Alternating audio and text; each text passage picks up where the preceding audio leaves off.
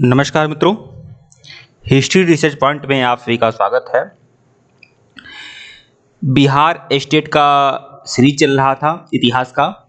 Bihar state paper two की series चल रही थी और सिंधु घाटी सभ्यता जो पहला यूनिट है वह आपका कंप्लीट हो चुका है। आप लोग जाकर देख सकते हैं। हम मास्टर वीडियो ही बना रहे हैं, मतलब एक वीडियो में एक यूनिट कंप्लीट। ठीक है, बहुत कम समय बचा हुआ है और 15 को लगभग यह इसका एग्जाम है पेपर 2 का, पीजीटी का। ठीक है, बिहार स्टेट पेपर 2। और एक बात और आपको बता दूं, जितने भी लोग देख पा रहे हैं सुन पा रहे हैं, 100% मैं गारंटी लेता हूं कि आपका 50% जो स्कोर है वह निकलेगा, बिल्कुल निकलेगा, अगर आप मुझे 100% फॉलो करेंगे तो। ठीक है, हिस्ट्री रिसर्च पॉइंट पेपर 2 की पूरी तैयारी कराई जाएगी। 15 तक क्या, मैं बहुत जल्द प्रयास करूंगा कि पूरा सिलेबस आपका कंप्लीट हो जाए। पेपर 2 का पूरा नोट्स जिनको भी चाहिए वह लोग हमारे ऑफिशियल व्हाट्सएप नंबर पर मैसेज कर सकते हैं। ऑफिशियल व्हाट्सएप नंबर डिस्क्रिप्शन में भी है, ऊपर भी दर्ज हो रहा है और यहाँ पर भी लिखा हुआ है। देखिए, ये हमारा ऑफिशियल व्हाट्सएप नंबर है 8318397276। आप मैसेज करिएगा। ओनली 200 बहुत कम चार्ज है और इसी ओनली 200 में आप लोग को पूरा का पूरा इतिहास का मटेरियल दिया जाएगा। इसमें बहुत कुछ आपको मिलेगा। ठीक है, इसमें आपको 5500 वन लाइनर सीरीज मिलेगी, ancient history, medieval history, modern history, world history ले लेकर। ठीक है, 1375 आपको एमसीक्यू मिलेगा। ठीक है, और साथ ही साथ इस तरह के वीडियो लेक्चर तो आपको सभी लोगों को उपलब्ध है, लेकिन यह वीडियो लेक्चर का पीडीएफ भी आप लोग को उपलब्ध कराया जाएगा। अब पूरा का पूरा बिहार स्टेट का मैं पूरा सीरीज बनाया हूँ। बहुत ओनली 200 का है सीरीज। ठीक है, हालांकि मुझे पछतावा हो रहा है कि मैं मेरे मुंह से निकल गया ओनली 200 शुरुआत में ही। पेपर पर जब पहला वीडियो बनाया था तो उसी आधार पर मैं कर रहा हूं, हालांकि मैं किसी तरह से मैनेज कर रहा हूं। ठीक है, लेकिन बहुत कम चार्ज है। ठीक है, आप सभी लोग ले लीजिएगा, जितने भी लोग देख पा रहे हैं सुन पा रहे हैं सभी लोग ले लीजिएगा। और टेलीग्राम बिल्कुल ज्वाइन करिएगा। हिस्ट्री रिसर्च पॉइंट का टेलीग्राम बनाया गया है, बिल्कुल ज्वाइन करिएगा। और अगर आपको यह लगेगा कि मैं बहुत जल्दी बोल रहा हूँ, मेरी स्पीड हाई है, तो आप लोग को बता दूं, अगर आप लोग अनभिज्ञ हैं तो यूट्यूब पर इस प्रकार की फैसिलिटी है कि आप हमारे स्पीड को स्लो और हाई कर सकते हैं अपने इच्छा अनुसार। ठीक है, ऊपर वीडियो के 3 डॉट पर जाइएगा, वहां आप स्पीड घटाया बढ़ा सकते हैं। तो आप मुझे सिखाने की अपेक्षा आप खुद सीख सकते हैं, यूट्यूब पर मेरी स्पीड को हाई या लो कर सकते हैं। ठीक है, मेरा टारगेट रहेगा कि मैं बहुत जल्द इसका सिलेबस अनुसार मैं पूरा का पूरा वीडियो आप लोग को दे दूं, पूरा मटेरियल दे दूं। तो आप लोग हमारे ऑफिशियल व्हाट्सएप नंबर पर मैसेज कर सकते हैं। पूरा का पूरा हिस्ट्री रिसर्च पॉइंट पेपर 1 और 2 दोनों का मैं मटेरियल दे दूंगा ओनली 200 में। ठीक है, मैं दोनों की बात कर रहा हूं। आइए शुरुआत करते हैं। तो जो दूसरा यूनिट है वो मौर्यकाल है, मौर्यकाल। ठीक है, हमारे ऑफिशियल व्हाट्सएप नंबर पर मैसेज कर सकते हैं अगर आपको मटेरियल चाहिए तो। मैसेज करिएगा, जानकारी आपको दे दूंगा। सुनिए, और टेलीग्राम बिल्कुल ज्वाइन करिएगा। देखिए, मौर्य साम्राज्य। और एक बात और आपको बता दूं, आज जो वीडियो में आपको जो भी बता रहा हूं, जो भी बताऊंगा वीडियो में, अगर मौर्य काल से संबंधित जो भी प्रश्न आए, 1 प्रश्न आया या 10 प्रश्न आया या 20 प्रश्न आया, सब का सब इसी वीडियो से आएगा। इस बात की गारंटी मैं लेता हूं, बाकी कोई नहीं लेगा। और 50% आप स्कोर करेंगे, बिल्कुल स्कोर करेंगे। देखिए, मौर्य साम्राज्य का संस्थापक कौन था? चंद्रगुप्त मौर्य। मौर्य साम्राज्य का संस्थापक चंद्रगुप्त मौर्य का जन्म 345 ईसा पूर्व में हुआ था। जस्टिन एक बहुत बड़ा इतिहासकार उस समय का। जस्टिन ने चंद्रगुप्त मौर्य को सेंड्रोकोटस कहा है। सेंड्रोकोटस चंद्रगुप्त मौर्य को कहा जाता है और सेंड्रोकोटस उपनाम सबसे पहले जस्टिन ने दिया था, जिसकी पहचान विलियम जोन्स ने की थी, चंद्रगुप्त मौर्य के रूप में किया है। ठीक है, विशाखा दत्त कृत मुद्रा राक्षस में चंद्रगुप्त मौर्य के लिए ब्रिसल शब्द का प्रयोग किया गया है, ब्रिसल कहा गया है। ठीक है, ब्रिसल कहा गया है चंद्रगुप्त मौर्य को। घनानंद को हराने में चाणक्य ने चंद्रगुप्त मौर्य की मदद की थी। बाद में चंद्रगुप्त का प्रधानमंत्री बना। उसके द्वारा लिखित पुस्तक अर्थशास्त्र है, जिसका संबंध क्या है? राजनीति से है। चंद्रगुप्त मगध की राजगद्दी पर कब बैठा? 322 ईसा पूर्व में बैठा। चंद्रगुप्त मौर्य जो है जैन धर्म का अनुयायी था। देखिए, पुस्तकें नहीं आई हैं, स्टेट की कोई बुक आई नहीं है, मार्केट में मटेरियल में नहीं मिल रहा है। ये जो भी मटेरियल मैं बनाया हूं वो बिहार स्टेट पेपर 2 के लिए है, इतिहास सब्जेक्ट का। ठीक है, चंद्रगुप्त ने अपना अंतिम समय कर्नाटक के श्रवणबेलगोला नामक स्थान पर बिताया था। चंद्रगुप्त ने 305 ईसा पूर्व में सेल्यूकस निकेटर को हराया। देखिए, चंद्रगुप्त ने अपना अंतिम समय कर्नाटक के श्रवणबेलगोला में बिताया था। कर्नाटक के श्रवणबेलगोला में इसने कैसे समय बिताया, यहाँ पर यह संलेखना पद्धति के द्वारा अपने शरीर का त्याग कर दिया, उपवास के द्वारा। ठीक है। चंद्रगुप्त ने 305 ईसा पूर्व में सेल्यूकस निकेटर को हराया था। सेल्यूकस निकेटर ने अपनी पुत्री कॉर्नेलिया की शादी, देखिए सेल्यूकस निकेटर जब हार गया तो अपनी पुत्री कॉर्नेलिया का विवाह किससे किया, चंद्रगुप्त मौर्य के साथ किया था। ठीक है। और युद्ध की संधि के शर्तों के अनुसार काबुल, कंधार, हेरात और मकरान चंद्रगुप्त मौर्य को दिए। ठीक है। यह सभी प्रांत क्या थे, सेल्यूकस के थे, जिसने चंद्रगुप्त मौर्य को दे दिया। चंद्रगुप्त मौर्य ने जैनी गुरु भद्रबाहु से जैन धर्म की दीक्षा ली थी। तो किस जैन गुरु से लिया था दीक्षा चंद्रगुप्त मौर्य ने, भद्रबाहु से। ठीक है। मेगस्थनीज सेल्यूकस निकेटर का राजदूत था जो चंद्रगुप्त मौर्य के दरबार में रहता था। जब सेल्यूकस 305 ईसा पूर्व में चंद्रगुप्त मौर्य के से हार गया युद्ध में, तो चंद्रगुप्त मौर्य ने उसकी पुत्री कॉर्नेलिया से विवाह किया और सेल्यूकस ने काबुल, कंधार, हेरात, मकरान चंद्रगुप्त मौर्य को दिया।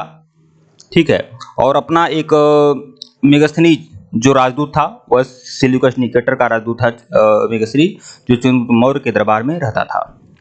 मेगस्थनीज द्वारा लिखी गई पुस्तक का नाम क्या है, इंडिका, बहुत इंपॉर्टेंट है। मेगस्थनीज के अनुसार सम्राट का जनता के सामने आने के अवसरों पर शोभा यात्रा के रूप में जश्न मनाया जाता था। उन्हें एक सोने की पालकी में ले जाया जाता था।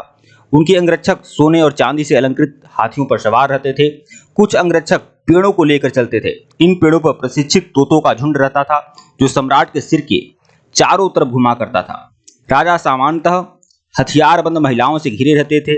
इनके खाना खाने से पहले खास नौकर उस खाने को चखते थे। ये लगातार 2 रात तक एक ही कमरे में नहीं सोते थे। ये सब बातें चंद्रगुप्त मेगस्थनीज ने अपनी इंडिका में लिखा था। ठीक है। पाटलिपुत्र के बारे में चंद्रगुप्त मेगस्थनीज क्या लिखता है कि पाटलिपुत्र एक विशाल प्राचीर से घिरा हुआ और 570 बुर्ज इसमें हैं, 64 द्वार हैं, 2 और 3 मंजिला वाले घर हैं। घर जो हैं लकड़ी और कच्ची ईंट के बने हुए हैं। राजा का महल भी काठ का बना हुआ है। सबसे पहले मेगस्थनीज ने ही बताया था कि जो पाटलिपुत्र में घर हुआ करते थे, विशेषकर राजा के जो महल हुआ करते थे वह लकड़ी के बने होते थे। पत्थर की नक्काशी से अलंकृत किया जाता था उसे, तथा चारों तरफ से उद्यानों और चिड़ियों के बसेरों से घिरा रहता था पूरा नगर। ठीक है। राजा का महल। चंद्रगुप्त मौर्य और सेल्यूकस के बीच युद्ध का वर्णन किसने किया है, एपियानस ने किया है। चंद्रगुप्त मौर्य और सेल्यूकस के बीच युद्ध का वर्णन किसने किया है, एपियानस ने किया है। प्लूटार्क के अनुसार चंद्रगुप्त ने सेल्यूकस को 500 हाथी उपहार में दिया था। 500 हाथी उपहार में दिया था प्लूटार्क ने। 500 हाथी उपहार में किसने दिया था, चंद्रगुप्त मौर्य ने सेल्यूकस को 500 हाथी उपहार में दिया। ये सेल्यूकस क्या था, ससुर था चंद्रगुप्त मौर्य का, तो 500 हाथी चंद्रगुप्त ने भी उपहार में दे दिया। ये बात है किसने कही है, प्लूटार्क ने कही है। चंद्रगुप्त मौर्य की मृत्यु कब हुई थी, 298 बीसी में चंद्रगुप्त मौर्य की क्या थी, मृत्यु हुई थी। कहाँ, श्रवणबेलगोला में, कर्नाटक में श्रवणबेलगोला है, वहीं से लेखना पद्धति के द्वारा चंद्रगुप्त मौर्य ने अपने शरीर का क्या किया, त्याग कर दिया। अब चंद्रगुप्त मौर्य के बाद मगध की गद्दी पर कौन बैठा, बिंदुसार। बिंदुसार क्या था, पुत्र था चंद्रगुप्त मौर्य का। तो इसके बारे में देखेंगे। चंद्रगुप्त मौर्य का उत्तराधिकारी बिंदुसार हुआ जो 298 बीसी में मगध की राजगद्दी पर बैठा। बिंदुसार का एक उपनाम क्या था, अमित्रघात। अमित्रघात इसका उपनाम था। तो अमित्रघात, अमित्र मतलब क्या होता है, दुश्मन। मित्र का विलोम होगा अमित्र।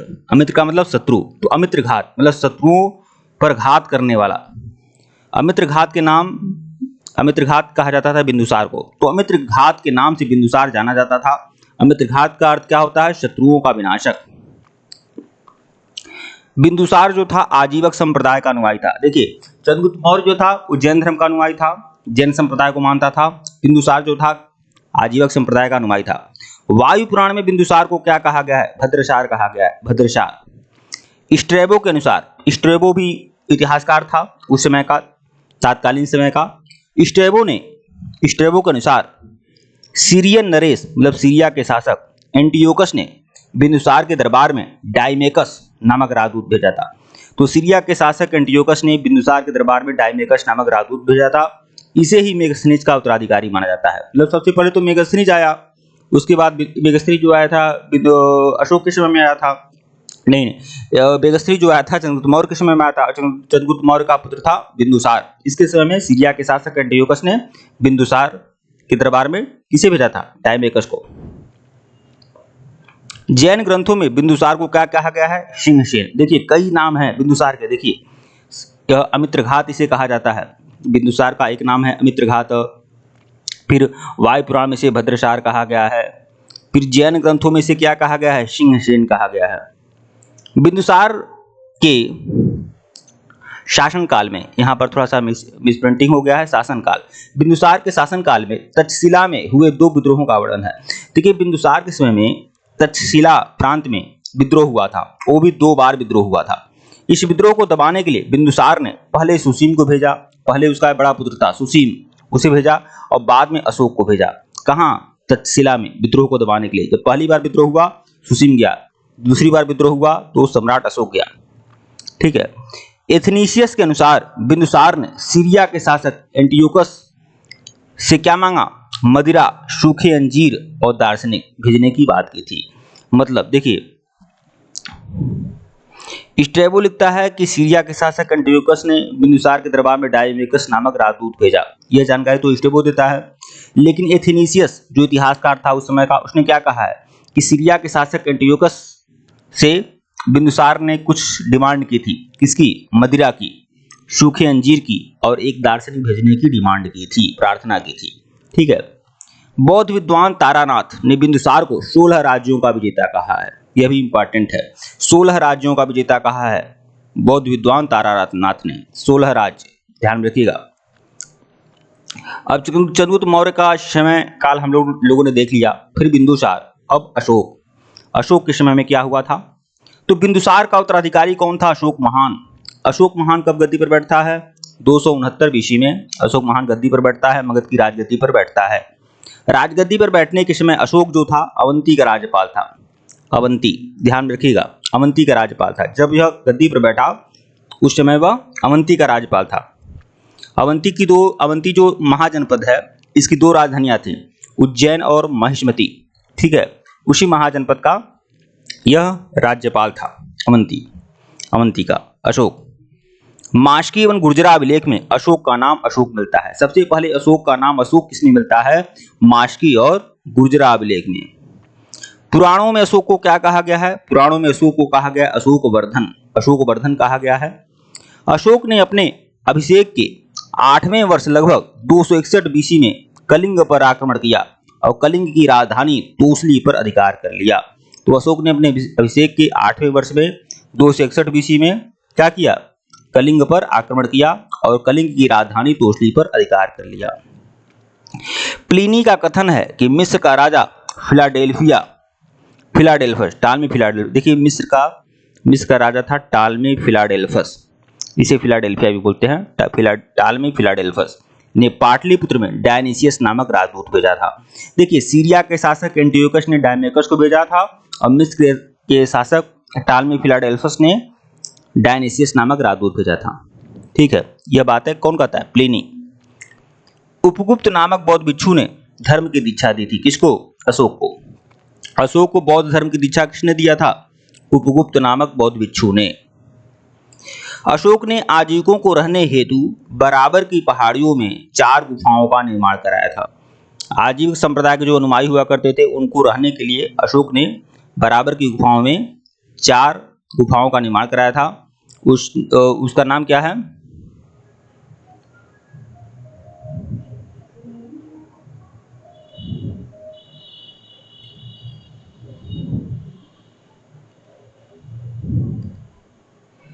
उसका नाम है कर्ज, चौपार, सुदामा और विष्णुपुरी। इन सभी 4 गुफाओं का निर्माण किसने कराया था? अशोक ने कराया था। 4 गुफाओं का निर्माण कहाँ? बराबर की गुफाओं में। अशोक के पौत्र, मतलब पुत्र का पुत्र, अशोक के पौत्र दशरथ ने आजीविकों को नागार्जुन गुफा प्रदान की थी। मतलब आजीविकों के लिए काम किया था। देखिए आजीविक संप्रदाय का अनुयायी बिंदुसार था। ठीक है। और बिंदुसार के बाद जो अशोक था, अशोक ने क्या किया? आजीविकों को रहने के लिए बराबर की पहाड़ियों में 4 गुफाओं का निर्माण किया। कर्ज, चौपार, सुदामा और विष्णुपुरी, यह अशोक ने बनवाया था। ठीक है। अशोक का पुत्र का पुत्र मतलब पौत्र था दशरथ। दशरथ ने आजीकों को नागार्जुनी गुफा प्रदान की। नागार्जुन गुफा प्रदान की मतलब नागार्जुन गुफा किसे बनवाया था? दशरथ ने। अशोक की मां का नाम था शुभद्रांगी। शुभद्रांगी जो था अशोक की मां का नाम था। हमेशा पूछता है परीक्षाओं में, अशोक की मां का नाम क्या था? शुभद्रांगी। अशोक ने बौद्ध धर्म के प्रचार के लिए पुत्र महेंद्र और पुत्री संघमित्रा को श्रीलंका भेजा था। श्रीलंका में भेजा था बौद्ध धर्म के प्रचार के लिए अशोक ने। भारत में शिलालेख का प्रचलन सर्वप्रथम अशोक ने किया था। अशोक के शिलालेख में ब्राह्मी, खरोष्टी, ग्रीक एवं आरमाइक लिपि का प्रयोग हुआ था। ब्राह्मी, खरोष्टी, ग्रीक और आरमाइक लिपि का प्रयोग किया मतलब अशोक के जो भी शिलालेख हैं, ठीक है, उसमें ब्राह्मी लिपि, खरोष्टी लिपि, ग्रीक और आरमाइक लिपि का प्रयोग हुआ है। ज्यादातर अभिलेख जो है वो ब्राह्मी लिपि में ही है। ठीक है, ये है ग्रीक एवं आरमाइक लिपि का अभिलेख अफगानिस्तान से। देखिए ग्रीक और आरमाइक लिपि के जो अभिलेख है वो अफगानिस्तान से मिले हैं। खरोष्टी लिपि का जो अभिलेख मिला है उत्तर पश्चिमी पाकिस्तान से। और शेष भारत में जो भी अभिलेख मिले हैं वो ब्राह्मी लिपि के मिले हैं। अशोक के अभिलेखों को 3 भागों में बांटा जा सकता है। देखिए एक है शिलालेख, फिर स्तंभलेख और फिर गुहालेख। इस तरह से अशोक के अभिलेखों को 3 भागों में बांटते हैं, शिलालेख, स्तंभलेख, गुहालेख। शिलालेख कितने हैं?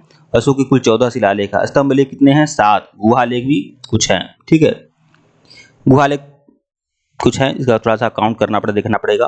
और यह ज्यादा पूछता भी नहीं है। शिलालेख 14 हैं और स्तंभलेख 7। अशोक के अभिलेखों की खोज 1750 में पांटेटी फैथलर ने किया था। पांटेटी फैथलर ने कब किया था अशोक के शिलालेखों की खोज? 1750। यह डेट याद रखिएगा, 1750 ईस्वी में किसने किया था? पांटेटी फैथलर ने। ठीक है, इसकी संख्या क्या है? 14। अशोक को अभिलेखों में पढ़ने में सबसे पहले सफलता 1837 में जेम्स प्रिंसिप को मिली थी। देखिए यह डेट बहुत ज्यादा इंपॉर्टेंट है, यह सन बहुत इंपॉर्टेंट है। अशोक के अभिलेखों को सबसे पहले किसने खोजा था? तो पैथलर ने खोजा था। कब खोजा था? तो 1750 में खोजा था। अशोक के अभिलेख जब खोज लिए गए थे 1750 में, तो खोज तो जरूर लिए थे, लेकिन उसमें क्या लिखा है, कैसे लिखा है, इसका मतलब क्या है, इसको पढ़ने में बहुत ज़्यादा दिक्कत आई थी। ठीक है, तो सबसे पहले 1837 में जेम्स प्रिंसिप ने ही अशोक के अभिलेखों को पढ़ने में सफलता प्राप्त की थी। James Prinsep. ठीक है, अशोक के स्तंभ लेखों की संख्या कितनी है? तो अशोक के कितने स्तंभ लेख हैं? 7 हैं, जो केवल ब्राह्मी लिपि में है। मतलब शिलालेख जो है ब्राह्मी, खरोष्टी, ग्रीक और आरमाइक सभी में है, लेकिन जो स्तंभ लेख हैं वह केवल ब्राह्मी लिपि में है। ठीक है, ये 6 अलग अलग स्थानों में मिले हैं। मतलब 7 स्तंभ लेख हैं और कितने स्थानों में मिले हैं? 6 अलग अलग स्थानों में मिले हैं। प्रयागराज स्तंभलेख, यह पहला स्तंभलेख है प्रयागराज स्तंभलेख। इसके बारे में देखेंगे। यह पहले कौशाम्बी में स्थित था। जो प्रयागराज स्तंभलेख था, यह पहले कौशाम्बी में स्थित था। इस स्तंभलेख को अकबर ने इलाहाबाद के किले में स्थापित करवाया, तो इसका स्थान बदला गया। पहले यह प्रयागराज स्तंभलेख जो है पहले यह कौशाम्बी में था। इस स्तंभलेख को अकबर ने इलाहाबाद के किले में स्थापित करवाया। फिर देखिए दिल्ली टोपरा अभिलेख है। यह स्तंभलेख फिरोज शाह तुगलक के द्वारा टोपरा से दिल्ली लाया गया। फिर दिल्ली मेरठ अभिलेख, यह अभिलेख मेरठ में स्थित था। इस स्तंभलेख को फिरोज शाह तुगलक द्वारा दिल्ली लाया गया था। ठीक है, फिर रामपुरवा अभिलेख, यह स्तंभलेख कहाँ है? यह चंपारण जिला में स्थित है। बिहार के चंपारण में रामपुरवा अभिलेख है। इसकी खोज कब हुई थी? 1872 में। किसने किया था? कार्लाइल महोदय ने किया था 1872 में। लौरिया अरेराज, यह भी आपका बिहार में चंपारण जिले में स्थित है। लौरिया अरेराज अभिलेख चंपारण बिहार में स्थित है। फिर देखिए लौरिया नंदनगढ़ अभिलेख, यह भी आपका चंपारण में स्थित है। चंपारण में मतलब बिहार के चंपारण में लौरिया नंदनगढ़ अभिलेख है। मतलब देखिए बिहार के चंपारण में कुल 3 स्तंभलेख हैं। ठीक है, देखिए लौरिया नंदनगढ़ अभिलेख जो है यह बहुत ही खास है। इस पर मोर का चित्र बना हुआ है। ठीक है, कौशाम्बी अभिलेख को रानी का अभिलेख कहा जाता है। यह भी इंपॉर्टेंट है कि किस अभिलेख को रानी का अभिलेख कहते हैं, तो कौशाम्बी अभिलेख को कहते हैं रानी का अभिलेख। अशोक का सबसे छोटा स्तंभलेख जो है रुम्मिनदेई अभिलेख है। सबसे छोटा, यह भी ध्यान में रखने वाली बात है। अशोक का जो सबसे छोटा अभिलेख था, स्तंभलेख था, वो कौन सा है? रुम्मिनदेई अभिलेख। इसी में लुम्बिनी में धम्म यात्रा का वर्णन है। मतलब लुम्बिनी की धम्म यात्रा अशोक ने किया है। यह वर्णन किसमें है? रुम्मिनदेई स्तंभलेख में। और अशोक जब रुम्मिनदेई पहुंचता है तो वहां भू राजस्व घटा देता है, इसकी घोषणा भी इसमें की गई है। अशोक का जो 7वां स्तंभलेख है वह सबसे लंबा है, सबसे लंबा। ठीक है, तो ये सब बात, ये तो स्तंभ अभिलेख की बात थी। अब शिलालेख के बारे में देखेंगे। प्रथम पृथक शिलालेख में घोषणा किया गया है कि सभी मनुष्य मेरे बच्चे हैं। ये किसमें है? सभी मनुष्य मेरे बच्चे हैं। ये बार बार पूछता है परीक्षा में कि सभी मनुष्य मेरे पुत्र हैं। यह बातें किस शिलालेख में कही गई हैं? तो प्रथम शिलालेख में कही गई हैं। अशोक का शार्यकुना मतलब कंधार अभिलेख ग्रीक और आरमाइक भाषा में है। तो यह बातें तो मैंने बताया था कि जो कंधार से जो भी अभिलेख मिले हैं वह ग्रीक और आरमाइक भाषा में हैं। साम्राज्य में मुख्यमंत्री पुरोहित की नियुक्ति के पूर्व, देखिए साम्राज्य में जब मुख्यमंत्री मंत्री नियुक्त होता था, कोई पुरोहित नियुक्त होता था, तो उसका परीक्षण होता था, उसका टेस्ट होता था, ठीक है। और उस टेस्ट को क्या कहा जाता था? उपदा परीक्षण कहा जाता था, ठीक है। जिस तरह से आज टीआरई एग्जाम होता है वैसे ही उस समय उपदा परीक्षण होता था।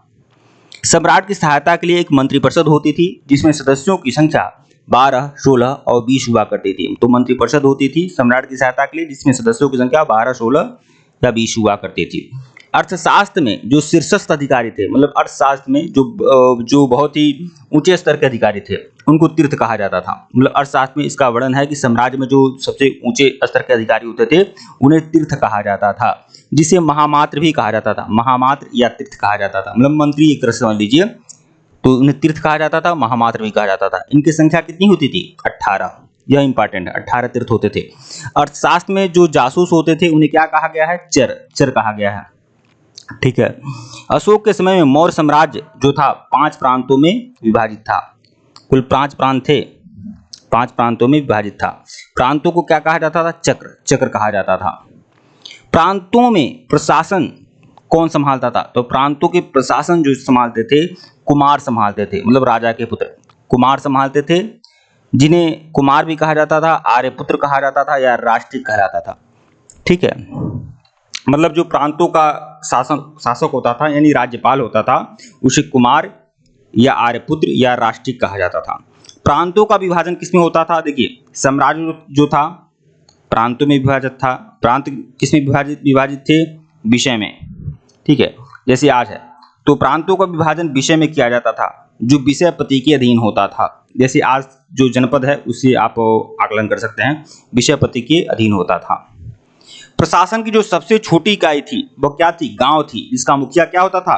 ग्रामीण होता था, ग्रामीण होता था, ठीक है।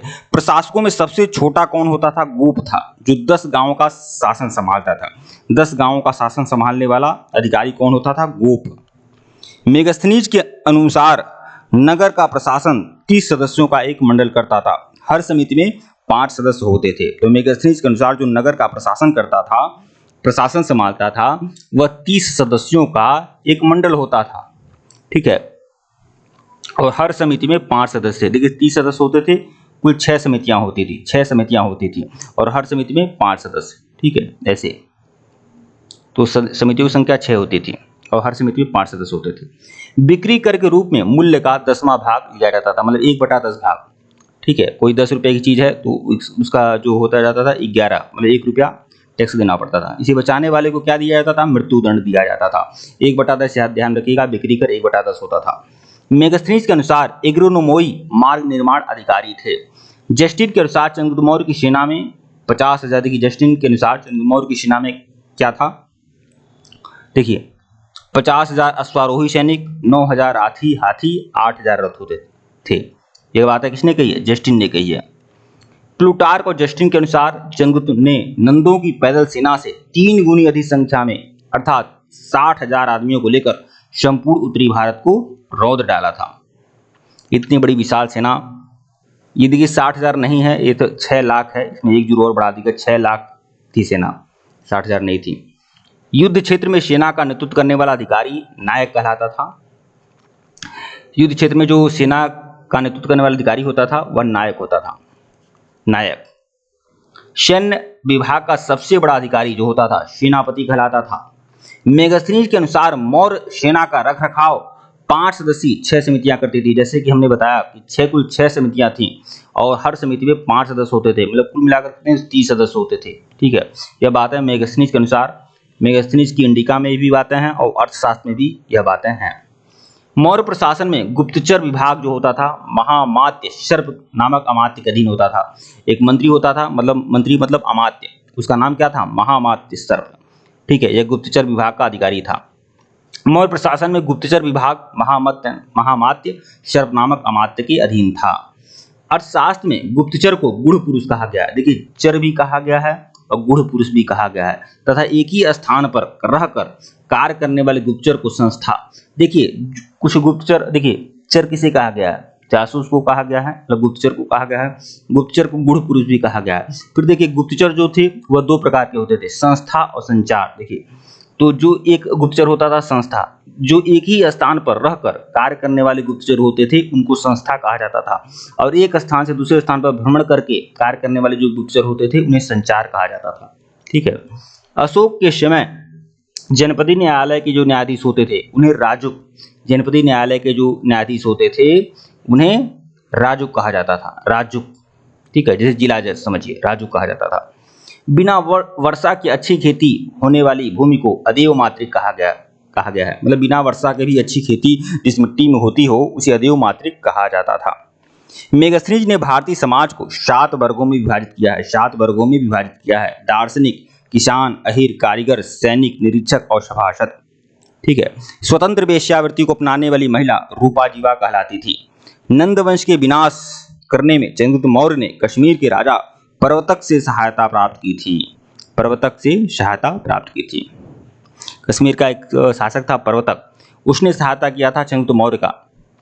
ठीक है, यह जानकारी किसमें मिलती है? यह परिशिष्ट पर्वन में यह जानकारी मिलती है, परिशिष्ट पर्वन। मौर्य साम्राज्य का शासन 137 वर्ष तक रहा। मौर्य वंश का अंतिम शासक जो था बृहद्रथ था। अच्छा, प्रथम शासक कौन था? चंद्रगुप्त मौर्य, और अंतिम शासक बृहद्रथ। इसकी हत्या इसके सेनापति पुष्यमित्र शुंग ने 185 ईसा पूर्व में कर दी थी और मगध पर शुंग वंश की नींव डाली। इस तरह से मौर्य वंश का पतन हुआ। अब देखिए, प्रशासनिक समिति एवं उसके कार्य। जो प्रशासनिक समिति थी और उसके कार्य आप देखिए, तो अशोक के कुछ प्रमुख शिलालेख हैं और उसमें वर्णित विषय देखिए।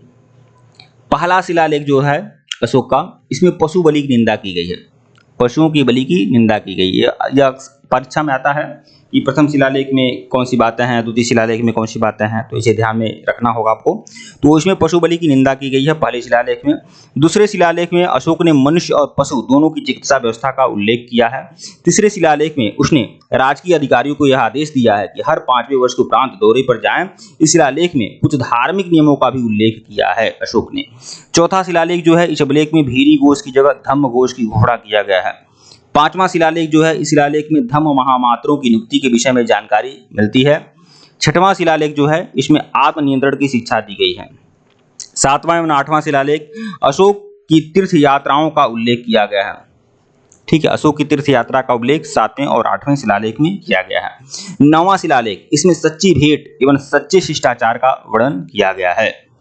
10वां शिलालेख जो है, इसमें अशोक ने आदेश दिया है कि राजा और उच्च अधिकारी हमेशा प्रजाहित के बारे में सोचें। तो यह है सब। देखिए, 11वां शिलालेख जो है, धम्म की व्याख्या की गई है। 12वां शिलालेख, इसमें स्त्री महामात्यों की नियुक्ति और सभी प्रकार के विचारों का सम्मान की बात की गई है।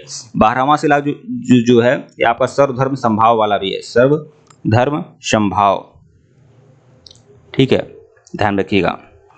13वां शिलालेख, इसमें कलिंग युद्ध का वर्णन और अशोक के हृदय परिवर्तन की बात की गई है। इसी में पड़ोसी राजाओं का जिक्र है। ठीक है, वर्णन है। तो 13वें शिलालेख जो है, कलिंग युद्ध के लिए ज्यादा है, तो इसे तो आप कभी भूलिएगा ही मत, बहुत ज्यादा इंपॉर्टेंट है। अशोक का जो 14वां शिलालेख है, इसमें अशोक ने जनता को धार्मिक जीवन बिताने के लिए प्रेरित किया है कि धार्मिक जीवन जनता बिताए। और साथ में वर्णित कुछ तीर्थ हैं, जैसा कि हमने बताया कुल 18 तीर्थ हैं, मतलब 18 मंत्री हैं, मतलब 18 अधिकारी हैं। ठीक है, अधिकारियों को तीर्थ कहा जाता था। तो देखिए, मंत्री जो होता था वह प्रधानमंत्री होता था। ठीक है, पुरोहित जो होता था धर्म एवं दान विभाग का प्रधान था। सेनापति जो था सैन्य विभाग का प्रधान था। युवराज जो था वह राजा का पुत्र होता था और वही अधिकारी होता था, मतलब वही राजा बनता था, उत्तराधिकारी था वो। दौवारी जो था राजकीय द्वार का जो रक्षक होता था उसे दौवारी कहते थे। अंतर्वेदिक, अंतःपुर का अध्यक्ष अंतर्वेदिक कहलाता था। सन्निधाता, राजकीय कोषागार का अध्यक्ष जो होता था वह सन्निधाता। क्षमाहर्ता आय का संग्रहकर्ता जो होता था वह क्षमाहर्ता कहलाता था। प्रशासता कारागार का अध्यक्ष, ठीक है, प्रशासता कहलाता था। प्रदेष्टि कमिश्नर, पौर नगर का कोतवाल, नगर के कोतवाल को पौर कहा जाता था। व्यावहारिक प्रमुख न्यायाधीश जो होते थे वह व्यावहारिक कहलाते थे। नायक जो होता था, नगर रक्षा का जो अध्यक्ष होता था वह नायक, मतलब नगर में जो सबसे बड़ा अधिकारी होता था, मतलब पुलिस विभाग का, उसे नायक होते थे, उसे नायक कहा जाता था। कर्मांतिक उद्योगों एवं कारखानों का जो अध्यक्ष होता था उसे कर्मांतिक कहा जाता था। ठीक है, ये सब बातें हैं, बाकी देखेंगे। देखिए दंडपाल क्या होता था, सेना का सामान एकत्र करने वाला दंडपाल। दुर्गपाल दुर्ग का रक्षक। अंतःपाल सीमावर्ती दुर्गों का रक्षक, जो सीमावर्ती दुर्ग होते थे उनका रक्षक अंतःपाल कहलाता था। सैन्य समिति एवं कार्य, जैसा कि हमने बताया कुल 6 समितियां थीं और हर समिति में 5 सदस्य हुआ करते थे। ठीक है, तो देखें पहली समिति क्या थी, प्रथम समिति उद्योग एवं शिल्प कार्य का निरीक्षण करना कार्य था इसका, उद्योग एवं शिल्प कार्य का निरीक्षण करती थी। द्वितीय समिति विदेशियों की देखरेख। तृतीय समिति जन्म मरण का ब्यूरो रखती थी। चतुर्थ समिति जो होती थी व्यापार एवं वाणिज्य का देखभाल करती थी। पंचम समिति निर्मित वस्तुओं के विक्रय का निरीक्षण करती थी। और छठवीं समिति जो होती थी विक्रय कर वसूलती थी, जो विक्रय कर होता था उसको वसूल करने का काम क्या था, छठवीं समिति का था। ठीक है, तो देखिए कितना कम समय में, लगभग 31 मिनट के अंदर, मतलब 30 मिनट, मतलब आधे घंटे के अंदर ये पूरा का पूरा मौर्य साम्राज्य में कंप्लीट करा दिया हूँ। और हमारे ऑफिशियल व्हाट्सएप नंबर पर आप लोग मैसेज कर लीजिएगा, पूरा मटेरियल ले लीजिएगा। और यह पूरा मटेरियल जो है ओनली 200 में आपको मिल जाएगा, ओनली 200। ठीक है, ancient medieval modern world history सब कुछ आपको वर्ल्ड लाइनर सीरीज भी मिलेगा, 375 MCQ भी मिलेगा और यह सब सारे नोट्स मिल जाएंगे। ठीक है, और टेलीग्राम आप लोगों को जरूर ज्वाइन करना है, टेलीग्राम का लिंक डिस्क्रिप्शन में दिया गया है। धन्यवाद आप लोग को।